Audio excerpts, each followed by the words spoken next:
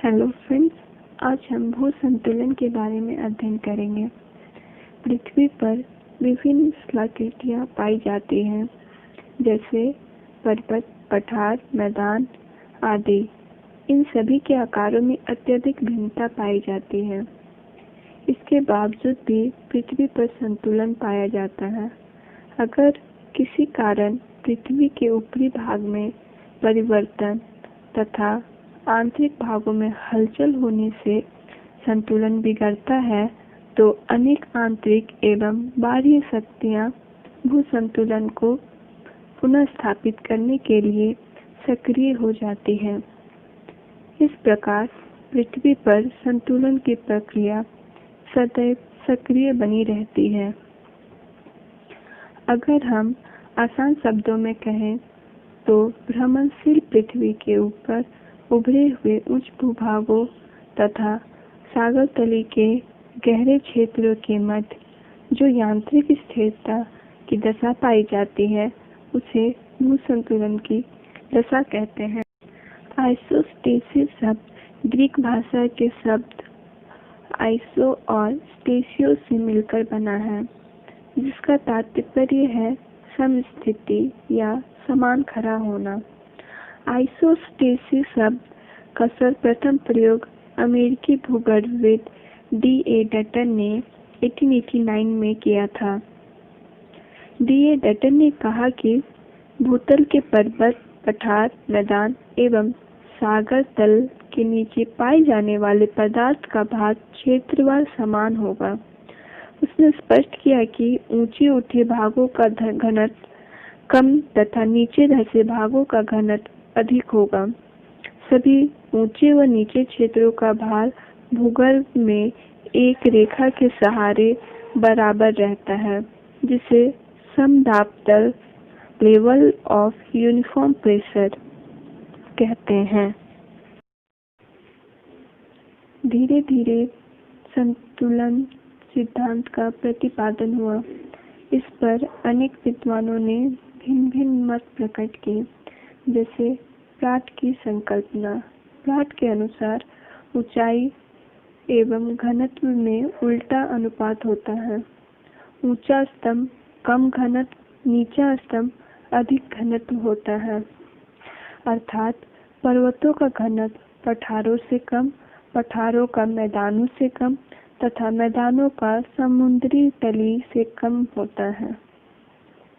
भूगर्भ में एक क्षतिपूर्ति जल होता है, जिसके ऊपर स्थित विभिन्न स्थल रूपों के घनत्व में अंतर होता है, किंतु इसके नीचे घनत्व समान रहता है।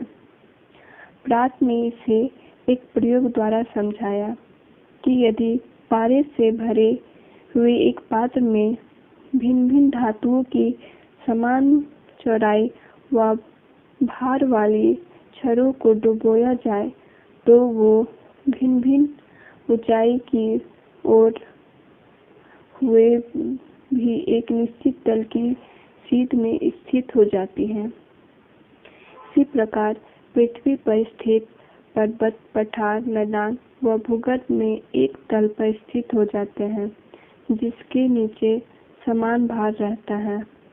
अर्थात ऊपर घनत्व में भिन्नता किंतु गहराई में समानता से संतुलन बना रहता है। दूसरा है एयरी की संकल्पना। एयरी ने सियाल की परत को सीमा से कुछ डूबकर तैरता हुआ माना। उसने बताया कि जिस प्रकार प्लावी हिमखंड का अधिक भाग सदैव पानी में डूबा रहता है, फिर भी वह पानी में तैरता रहता है, इसी भांति विशाल पर्वतों की अधिक ऊंचाई का संतुलन भूगर्भ में अधिक गहराई तक एवं पठार व मैदानों का संतुलन अपेक्षाकृत कम गहराई पर होता है। उन्होंने समान घनत्व वाले अर्थात लकड़ी के समान मोटाई के अलग अलग ऊंचाई वाले टुकड़े लिए एवं उन्होंने पानी में डुबोया। इसके पश्चात एयरी ने अपनी बात को प्राट की भांति सिद्ध करने के लिए एक ही धातु तांबे की समान मोटाई की किंतु भिन्न भिन्न ऊंचाई की छड़ें ली तथा उन्होंने पारे के पात्र में डुबाया।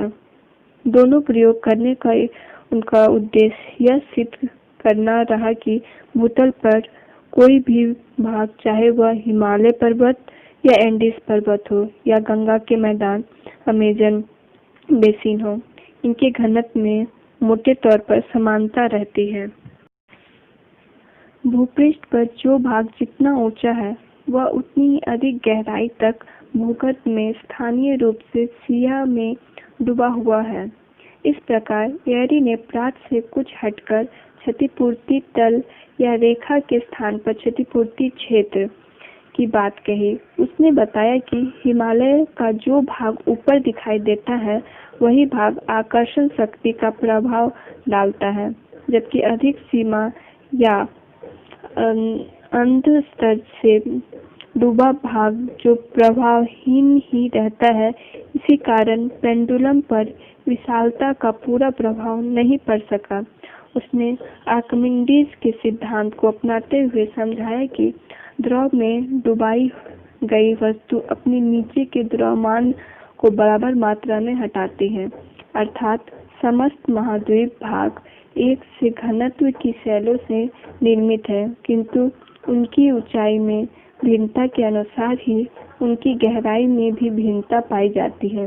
एयरी ने आगे चलकर यह भी स्वीकार किया कि अधिक घनत्व की चट्टानें कम घनत्व की चट्टानों की तुलना में अधिक आकर्षक शक्ति की सामर्थ्य रखती है।